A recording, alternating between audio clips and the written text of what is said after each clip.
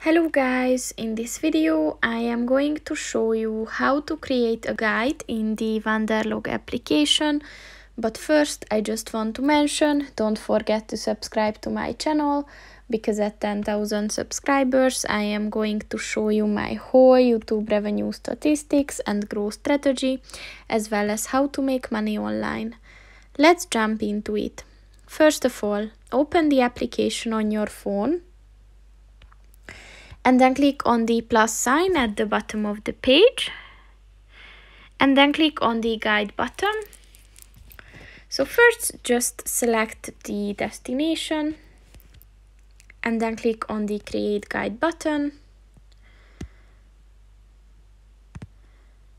And as you can see, the application created this base for your guide, and now it's up to you to add a place for day first, to add places to the places to visit section, and you can also add any section you want to, for example food, and then you can just add any like restaurants or whatever you want, and then you can just create a new list, and you can do that how many times you want to.